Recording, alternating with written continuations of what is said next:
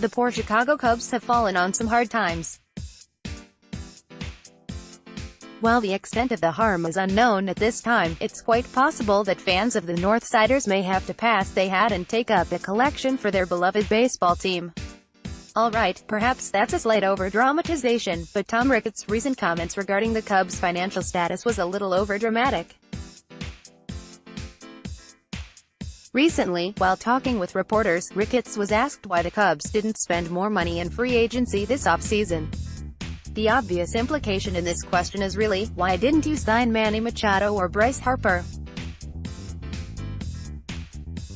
Ricketts' response was simple and direct: we don't have any more. Cubs owner Tom Ricketts on why the Cubs didn't spend more money this offseason on the free agent market: pretty easy. We don't have any more. Bob Nightingale, at B Nightingale, February 18, 2019. Wait a second, what now? The Cubs don't have any more money? Where did it go? Do we need to contact the local constable and report a theft in the offing? Did it up and vanish with help of supernatural forces? Both scenarios are unlikely. What is more likely is that the owner of the Cubs is taking fans for fools. Look, this isn't about the Cubs being cheap. To their credit, they have the second highest payroll in baseball and are already over the luxury tax threshold by just under $21 million according to Spotrac. So I'm not going to disingenuously write that the Cubs are cheap.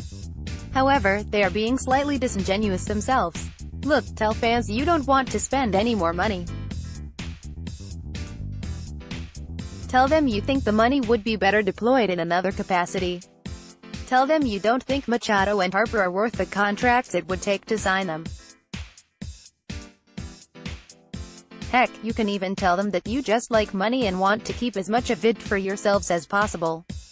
Related story: read now. Greater than just don't tell fans you're broke, because no one will believe you. Especially not since you play in one of the largest markets in all of baseball, or that the Ricketts family is worth approximately $2.3 billion. But especially don't say it less than 1 week after inking a multi-billion-dollar deal with Sinclair Media to broadcast Cubs games, which fans will now have to pay a premium for. Making such statements comes across not only as untrue but as disconnected with reality. The only saving grace is that fans aren't being fooled.